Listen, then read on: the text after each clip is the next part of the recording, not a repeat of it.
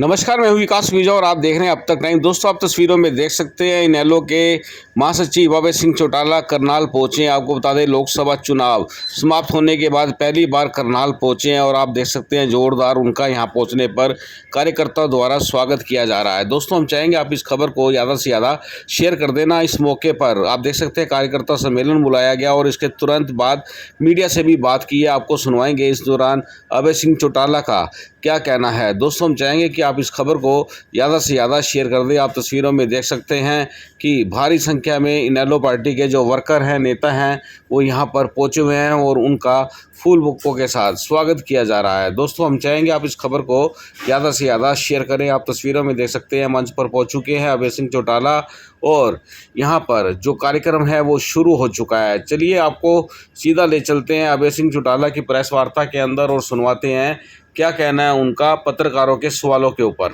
जो चुनाव था लोकसभा का,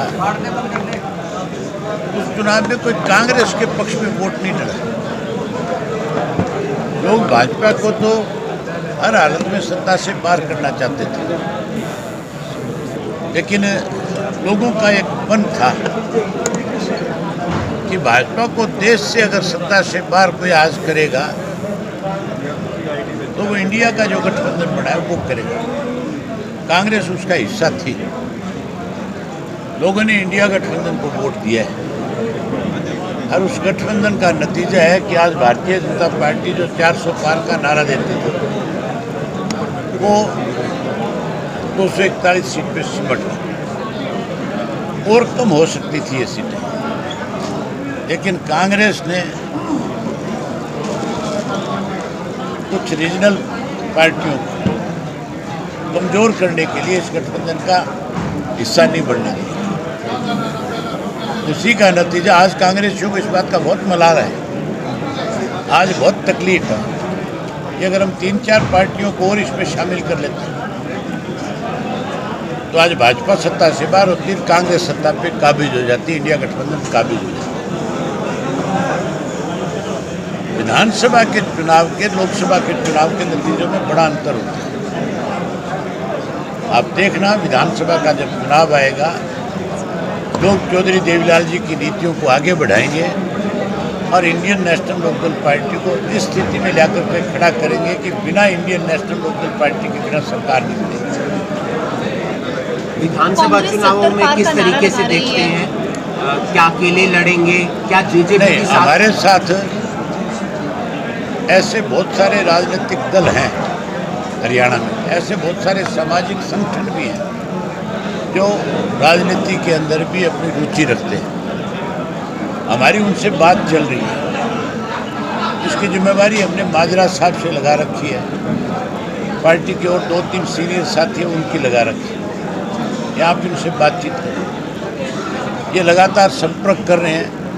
समय आने पे हम उन सब साथियों को साथ लेकर के एक कॉन्फ्रेंस करेंगे, उसके माध्यम से पूरे प्रदेश के लोगों में एक मैसेज देंगे कि हम सब मिलकर के भाजपा को और कांग्रेस को दोनों को सत्ता से पार करें। कांग्रेस 70 पार का नारा दे रही है इस बार। कांग्रेस 70 पार का नारा दे रही है। बीजेपी ने 75 पार का दिया था और 40 पार नहीं कर पाई थी।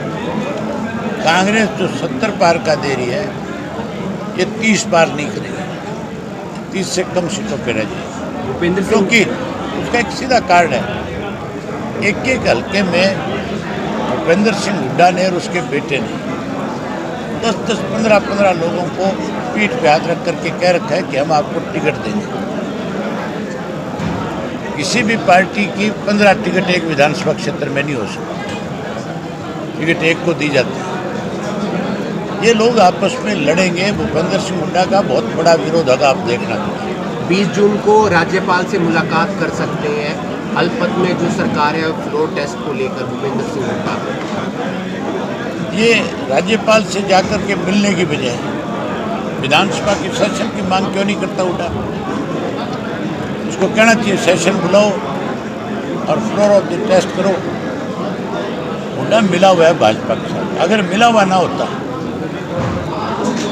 तो फिर आज भाजपा की 5 सीटें नहीं आती। हमारे यहाँ पे जो कैंडिडेट था मोदी राजा, आप में से कोई एक साथी बताओ, कोई जानता है जाति तौर पर उसको? करनाल किससे कोई वास्ता था राजनीतिक?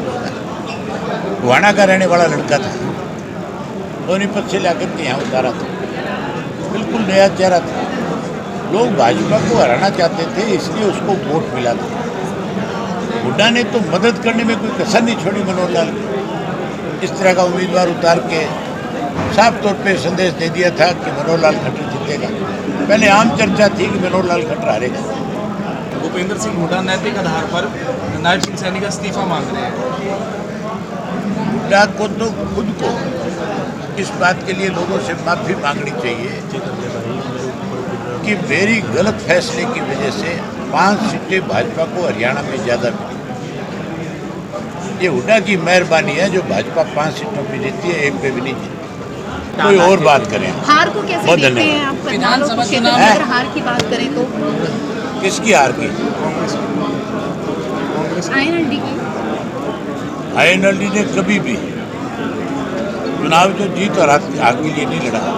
हमने लोगों की लड़ाई लड़ी। विधानसभा चुनाव की तैयारियां कैसी है लोकसभा के बाद? हमने मीटिंगें रखी है और कार्यकर्ताओं की जिम्मेवारी लगाई है। हम विधानसभा का चुनाव 90 की 90 सीट पे लड़ेंगे और बहुत सारे ऐसे साथियों को साथ लेकर के लड़ेंगे जिससे लोगों में विश्वास बढ़ेगा।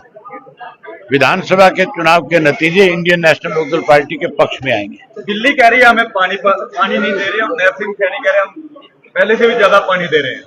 मैं ये कह रहा हूं कि नायब सिंह सैनी को ये कहना चाहिए कि जब तक एसवाईएल का पानी हमें नहीं मिलेगा हम दिल्ली को पानी नहीं देंगे।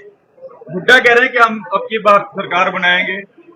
हुड्डा तो पिछली बारी भी कह रहा था। हुड्डा तो 10 की 10 जीतने की बात भी कर रहा था। इसी के साथ वो कह रहे हैं कि आपने हरवाया जो कैंडिडेट था उसको हराने में अहम भूमिका अरविंद चौटाला की रही है। आप मुझे ये बताओ, दिल्ली में हम हरा के हैं, पंजाब में हमने हराया आप पार्टी को। अपनी करतूतों से हारते हैं। हमारा पानी ना रोकते, ईमानदारी से हरियाणा के लोगों के साथ खड़े होते हैं। बेईमान लोगों को कौन जिताएगा?